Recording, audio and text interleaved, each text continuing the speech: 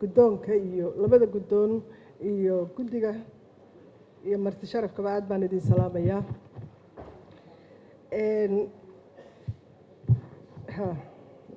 ma mahadsanta codkayga iska kacbane. waxaan anigu ku dheeraan maayo, laakiin dhowr qodob baan soo qaatay oo aan aad baa looga hadlay. kuwo badan oo waxaan qori lahaa ama aan ku fakarayay waa la sheegay, markaa ku noqod ma leh. qodobka 10aad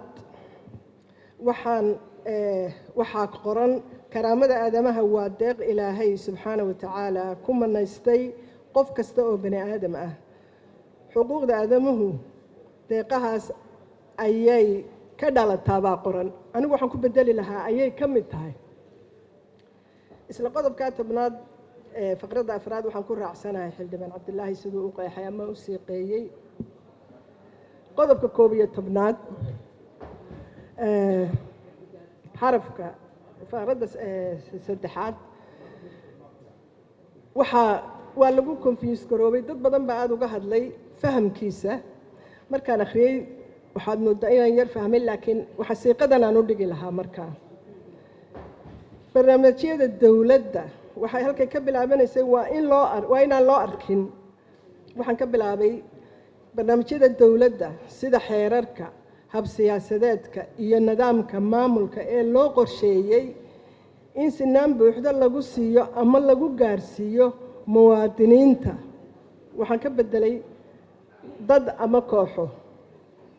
muwaadiniinta hore loogu geystay takoorid ama ku jira xaalado dib u dhac xag horumar iyo xag deegaanba waa inaan loo arkin wax bursi ee loo arkaa sinaan iyo cadaalad.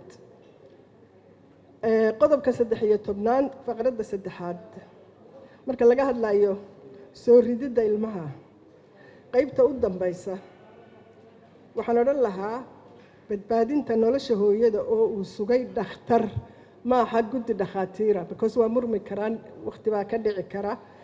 dhakhtarkaasi wuu la tashan karaa guddida, laakiin uu dhakhtar lagu kalsoon yahay.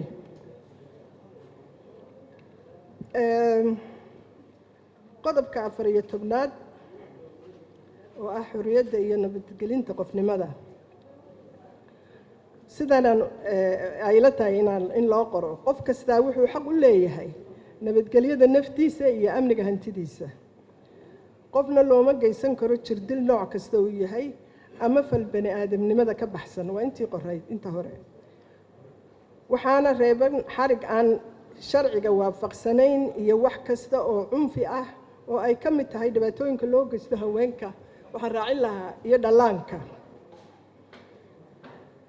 qodobka 14aad xarafka 3aad qofka sidan aan u siiqayn lahaa qof kastaa wuxuu xaq u leeyahay badbaadinta jirkiisa, waana laguma xadgudbaan qofna laguma samayn karo tijaabo dhakhaatiireed ama mid cilmi baariseed ogolaanshihiisa la'aanteed.